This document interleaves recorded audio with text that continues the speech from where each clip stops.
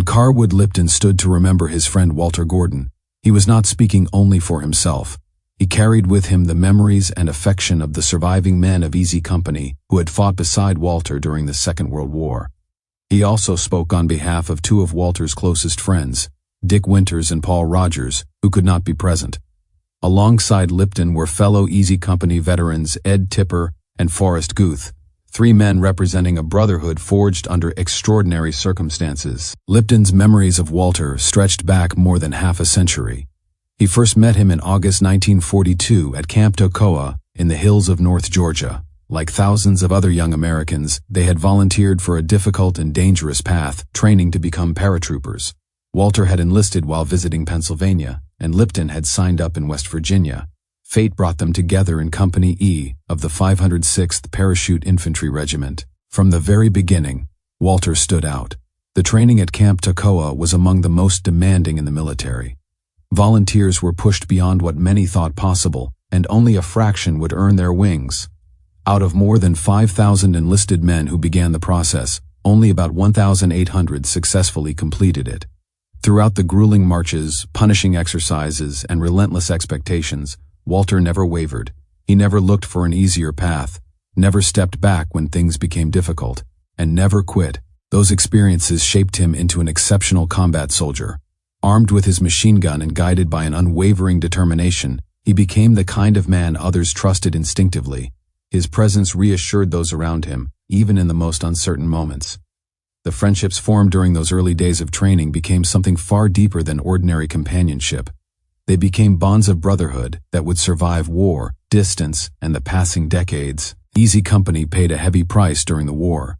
48 of its men were killed in action, and countless others were wounded. Yet among the survivors, Walter remained one of the most beloved figures. They admired his courage as a soldier, but they also cherished his sense of humor, his intelligence, and the genuine pleasure of being in his company. He could make people laugh when they needed it most, and could carry on conversations about almost anything. Walter's wartime journey was marked by sacrifice. He was first wounded in Normandy shortly after D-Day, on June 14, 1944, near Carentan. The injury required 8 weeks of hospitalization, but once he recovered, he returned to Easy Company in time for the airborne operation into Holland in September. For Walter, recovery was never an excuse to remain behind. He always wanted to return to his comrades. Then came Bastogne. On Christmas Eve 1944, during one of the most brutal battles of the war, Walter suffered a devastating wound. A German rifle bullet entered through one shoulder, crossed his back while narrowly missing his spine, and exited through the opposite shoulder. The damage was so severe that his legs were initially paralyzed. For many men, such an injury would have meant surrendering to a lifetime of limitations. Walter refused to accept that possibility. Months of surgery, rehabilitation, and painful therapy followed. Progress came slowly, often measured in inches rather than miles. Yet Walter's determination, the same determination that had carried him through Camp Toccoa and combat across Europe, never deserted him. Step by step, he regained his ability to walk and rebuilt his life. When the war finally ended, Walter approached civilian life with the same energy and enthusiasm that had defined his military service. He pursued a law degree and built a successful career. More importantly, he built a family. He married Betty Ball Ludeau, and together they raised a son, Scott, and 4 daughters. Family became one of the greatest joys of his life. Whenever Lipton visited him or spoke with him on the phone, Walter delighted in sharing updates about each member of his family, speaking with pride and affection about their lives and accomplishments. Over the 51 years that followed the war, Lipton and Walter remained close friends. Their bond never faded. They visited often, shared stories, laughed together, and maintained the connection forged during those extraordinary years. Only weeks before Walter's passing, Lipton had visited him again, and as always, they enjoyed each other's company. He had even spoken to Walter on the telephone just days earlier to wish him a happy birthday. Walter embraced life. He treasured his family, valued his friendships, and never lost his appreciation for the simple pleasures of being alive. Though the veterans of Easy Company had scattered across the country and age made travel increasingly difficult, they all shared one truth: they loved Walter Gordon. His loss would be felt deeply by every one of them. Walter himself often reflected on his wartime experiences with a blend of honesty, humility, and humor. After being wounded during the fighting near Bloody Gulch in Normandy, he was evacuated to England. There, immense hospital facilities had already been prepared in anticipation of the casualties expected from the invasion. Looking back years later, Walter joked that the entire medical establishment seemed to be waiting specifically for him, the hero, to arrive battered and bleeding. The doctors and nurses examined him thoroughly. They cleaned and treated his wounds and performed skin grafts designed to minimize scarring. As part of the treatment, his entire left leg, from toe to hip, was encased in a gleaming white plaster cast. Beyond the physical injuries, medical personnel carefully evaluated his mental state, seeking signs of psychological trauma after the intense days he had spent in Normandy. Walter found humor even in that process. He later remarked that the doctors concluded he was about as normal as any paratrooper might be, under similar circumstances. He suspected, however, that if they had conducted the same examination during his training days in Georgia, they might have locked him in a padded room indefinitely. Life in the hospital brought its own peculiar routines. Whenever Walter was transferred to a new ward, he was treated almost like a celebrity. The staff remained fascinated by soldiers who had been wounded in combat rather than by more mundane accidents. They would eagerly ask how he had been injured, often assuming that the impressive cast on his leg concealed a dramatic and devastating wound. Eventually, doctors allowed him to take a few tentative steps. Unfortunately, every step brought considerable pain and caused his voice to rise noticeably in pitch. Relief finally came when someone suggested trimming part of the cast. Once that adjustment was made, walking became much more manageable. Then came the inevitable question: had he received the Purple Heart? Walter always answered no. Within a day or two, a senior doctor would mysteriously appear, carrying a Purple Heart medal. After a few formal words, the medal would be pinned to Walter's pillow. Walter would then lower his eyes modestly and thank those present while secretly enjoying the ceremony.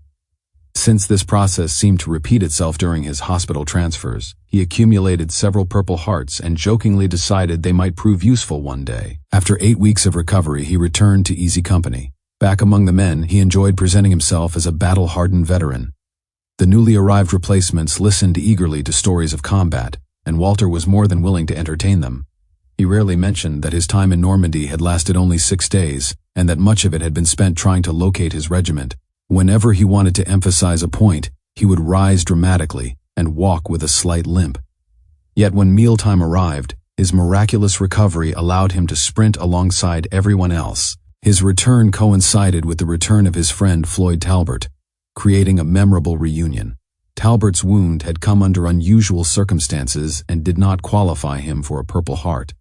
Walter, who jokingly considered himself rich in medals, assured his friend that the matter would be handled properly.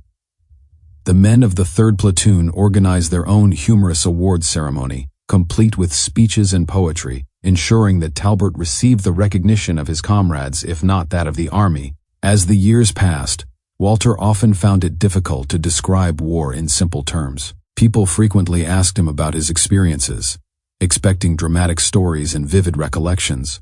Yet he found that war was not always remembered as a clear sequence of events. Instead, it existed as fragments of memory, moments of intense focus, and countless details blurred by time. He viewed his role as part of a team. Most of his attention centered on his machine gun and the orders he received from his squad leader. He could remember nearly every position where he had deployed his weapon. He remembered fields, hedgerows, roads, and villages. He remembered the exact moments he squeezed the trigger and sent bursts of fire toward the enemy. Walter believed in firing with purpose. He preferred identified targets rather than indiscriminate shooting. He also understood the dangers that came with operating an automatic weapon. Such weapons often attracted enemy fire, making machine gunners prime targets. Even decades later, he could close his eyes and picture the sectors he had been assigned to defend. He remembered carefully planning withdrawal routes in case circumstances changed. Whenever orders came to move, he obeyed without hesitation. What he did not know, however, was often just as significant. He rarely understood what neighboring battalions or regiments were doing. His world was much smaller and more immediate. What mattered most were the riflemen on either side of him. Knowing their positions gave him confidence. He trusted them completely, just as they trusted him. That trust became the foundation of lifelong friendships. War was unquestionably terrifying. Walter never denied that. The sharp hiss of a bullet passing close overhead could command instant attention. The explosion of a mortar shell nearby could make a soldier forget hunger, exhaustion, and homesickness in an instant. Seeing a close friend wounded and bleeding on the battlefield was a heartbreak unlike any other. In those moments, a soldier found himself hoping both that the injury was not fatal and that it might be serious enough to remove his friend from further danger. Perhaps most importantly, Walter understood that no two men experienced war in exactly the same way. Two soldiers standing only yards apart might witness the same battle and remember it entirely differently. Both accounts could be truthful, both could be sincere, yet each would be shaped by individual perspective, fear, responsibility, and circumstance. For Walter Gordon, war was not a collection of heroic moments preserved in perfect clarity. It was a shared experience of duty, friendship, courage, and survival. It was the source of bonds that lasted a lifetime, and among those who knew him, whether on the battlefields of Europe or during the many peaceful decades that followed, he would always be remembered not only as a brave soldier, but as a devoted friend, a loving husband and father, and a man whose determination and humor never failed him.